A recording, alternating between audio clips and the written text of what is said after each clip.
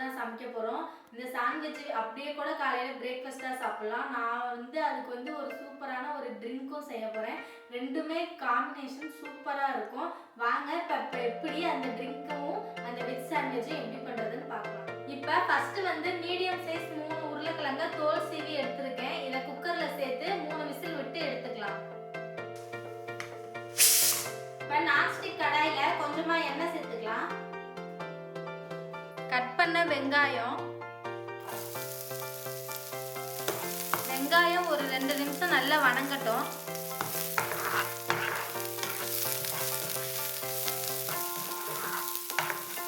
நான் இன்னைக்கு கேரட் எடுத்திருக்கேன். கேரட்டுக்கு பதில் பீட்ரூட் போடலாம், காலிஃப்ளவர், முட்டைக்கோஸ் எது வேணாலும் இந்த காய் இதில் சேர்த்துக்கலாம். நல்லா தான் இருக்கும். குழந்தைங்களுக்கு எந்த காய் விரும்பி சாப்பிட்றாங்களோ அந்த காயை இதில் சேர்த்துக்கோங்க. நான் இன்னைக்கு வெறும் கேரட்டும் உருளைக்கிழங்கு மட்டும்தான் வச்சு இது செய்ய போகிறேன். இப்போ கேரட்டை இதில் துருவி வச்சுருக்கேன், அதை இதில் சேர்த்துக்கலாம். கேரட்டும் வெங்காயமும் நல்லா வணங்கட்டும். 1 table spoon soya sauce, 2 table spoon அளவு சில்லி சாஸ். இதை நல்லா மிக்ஸ் பண்ணிக்கலாம்.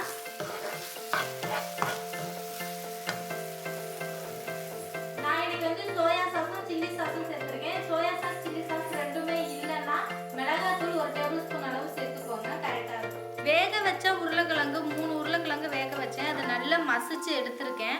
அதை இப்போ இதில் சேர்த்துக்கலாம். சேர்த்துட்டு நல்லா மிக்ஸ் ஆகணும். இந்த கேரட் இந்த உருளைக்கிழங்கோட நல்லா மிக்ஸ் ஆகி வரணும். அந்த அளவுக்கு நல்லா மிக்ஸ் பண்ணி எடுத்துக்கலாம்.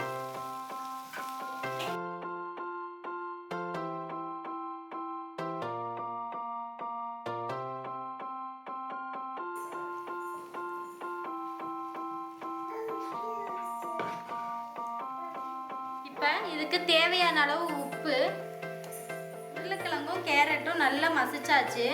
இப்போ கொத்தமல்லி கொஞ்சமாக அதில் தூவிக்கலாம். தூவிட்டு அடுப்பை ஆஃப் பண்ணிவிட்டு மிக்ஸ் பண்ணிவிட்டு எடுத்து வச்சிடலாம். நம்மளோட மசாலா ரெடி ஆயிடுச்சு. இப்போ அடுத்து என்ன பண்ணுறதுன்னு பார்க்கலாம். இப்போ அடுப்பை பற்ற வச்சு ஒரு நான்ஸ்டிக் கடாய் வச்சுருக்கேன். கடாய் நல்லா சூடேறட்டும். 1 டேபிள் ஸ்பூன் அளவு நெய், ப்ரெட்டில் மசாலா ஃபில் பண்ணிக்கலாம். நம்மளுக்கு எந்த அளவுக்கு வேணுமோ அந்த அளவுக்கு மசாலா உள்ளே வச்சுக்கலாம். இந்த மாதிரி எல்லா இடத்துலையும் இப்படி பரவுற மாதிரி.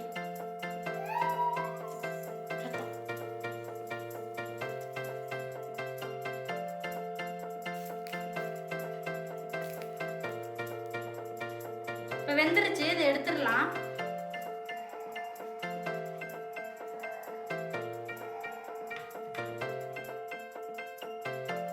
இப்போ சூப்பரான ஒரு சாண்ட்விச் ரெடி பண்ணியாச்சு. வெறும் சாண்ட்விச் மட்டும் சாப்பிட்டா அந்த அளவு நல்லா இருக்காது இல்லையா?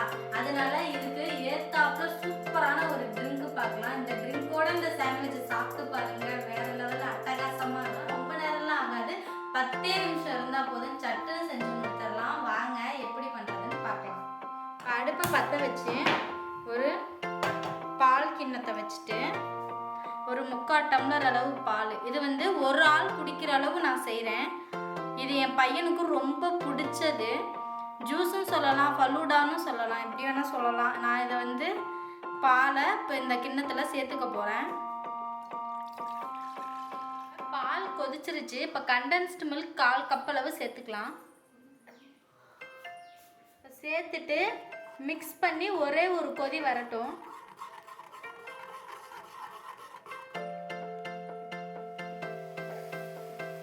கொதிச்சிருச்சு, இது நல்லா ஆறட்டும். இப்போ ஒரு வாழைப்பழம் சேர்த்துக்கலாம். செவ்வாழை, இந்த வாழைப்பழம் கொடுத்தா குழந்தைங்களுக்கு ரொம்ப நல்லது. மாதுளப்பழம், 1 ஸ்பூன் அளவு கிசாம் ஜாம். நம்ம பால் கண்டென்ஸ்டு மில்க் போட்டு நல்லா காய்ச்சி ஆற வச்சிருக்கோம் இல்லையா, அந்த பால் அதில் சேர்த்துக்கலாம். இது நல்லா சில்லுன்னு சாப்பிடணும்னா ஃப்ரிட்ஜில் 1 மணி நேரம் வச்சுட்டு சாப்பிடுங்க.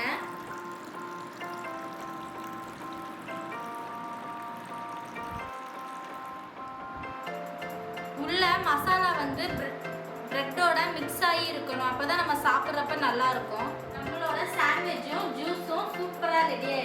ஒரு வெல்கம் ட்ரிங்காக கூட யாராவது நம்ம வீட்டுக்கு கெஸ்ட் வந்தாங்கன்னா பண்ணி கொடுக்கலாம், சூப்பராக இருக்கும். இப்போ அடுத்து நம்ம இதை பிளேட்டிங் பண்ணிக்கலாம்.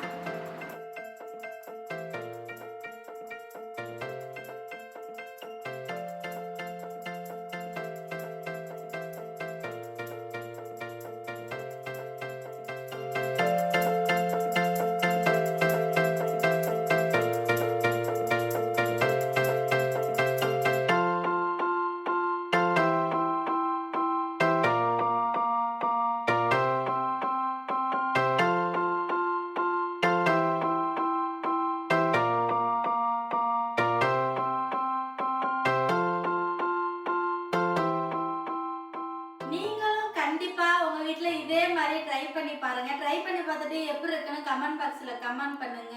இதே போல நெக்ஸ்ட் வீடியோல ஒரு இன்ட்ரெஸ்டான வீடியோல உங்களை நான் பார்க்குறேன். Bye friends.